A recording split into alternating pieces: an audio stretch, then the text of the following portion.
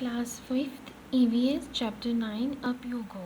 बच्चे, जैसा कि हमने क्लास में ये लेसन स्टार्ट किया था और हमने पढ़ा था कि ये लेसन माउंटेनियरिंग के बारे में है और कुछ बच्चे और टीचर्स माउंटेनियरिंग के लिए गए हुए हैं। वहाँ उनका किस तरह का एक्सपीरियंस रहा ये हमने क्लास में डिस्कस किया था। इसी को कंटिन्यू करते हैं आगे। बहुत सारा ट्रैकिंग करने के बाद उन्हें रॉक क्लाइंबिंग करना था और उन्हें टेकला विलेज पहुंचना था। उन्हें 15 किलोमीटर क्लाइंबिंग करनी थी और वो 1600 मीटर की ऊंचाई पर थी। उन्होंने अपने रक्सैक बैग अपनी पीठ पर लादे हुए थे जिसमें उनके सामान था। उन्होंने देखा रास्ते में स्टेप फील्ड्स आई। स्टेप फील्ड्स उस तरह के खेत जो पहाड़ों में पाए जाते हैं। जब पहाड़ों में फसलें उगाई जाती हैं तो इस तरह के कुछ फॉर्म्स में स्टेप फील्ड्स बनाए जाते हैं और खेती की जाती है ताकि जब बारिश आए तो न्यूट्रिएंट्स जो हैं बहकर नीचे की तरफ ना आए, पानी बीच में अटक जाए और वहाँ पर रुका रहे ताकि न्यूट्रिएंट्स वहीं रहें। तो इस तरह से स्टेप फील्ड्स बनाकर वहाँ खेती की जाती है। अब जो उनके कर्नल होते हैं वो उन्हें बोलते हैं कि आप सबसे पहले आप रॉक को अच्छे से देखिए। आप देखिए कि कौन सी जगहें हैं, होल्स, जहाँ पर आप अपने पैर गड़ा कर अपनी जगह बना सकते हैं पैर रखने के लिए। ये एक इंस्ट्रूमेंट होता है जो पहाड़ में घुसाया जाता है रस्सी बांधने के लिए ताकि ऊपर चढ़ा जा सके।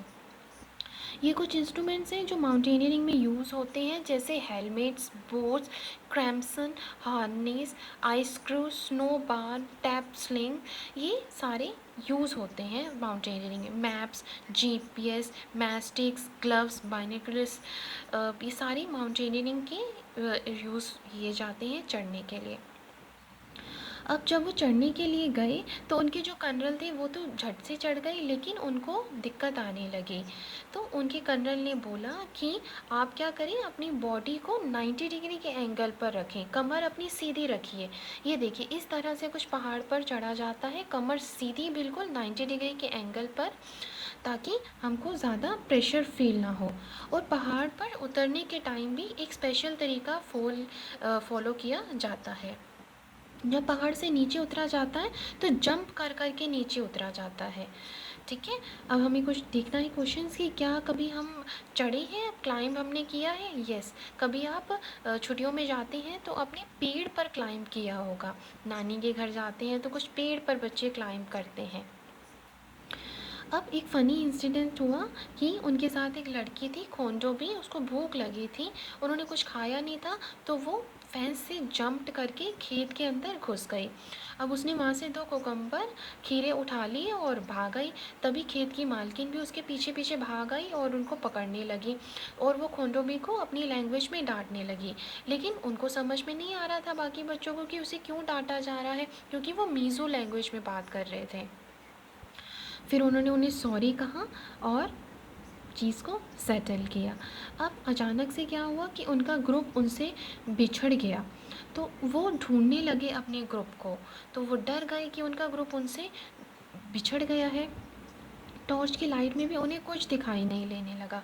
उन्हें बहुत घबराहट होने लगी। तो एक दूसरे को हाथ को पकड़ के वो लोग चलने लगे। जैसे ही वो माउंटेन में थे उनकी आवाज़ इको करने लगी, गूंजने लगी। वो ज़ोर ज़ोर से बातें करने लगे, फ्लैश लाइट को इधर उधर फ्लैश करने लगे। तो जब हम कभी खो जाते हैं तो हम कैसे दूसरों को ढूंढते हैं, जब हम बोल नहीं सकेंगे तो हम साइन लैंग्वेज का यूज़ करेंगे। कभी कभी वो गाना गा के एक दूसरे को ढूंढने लगे कि गाने गाने से उनकी आवाज़ दूसरे इंसान तक पहुँचे।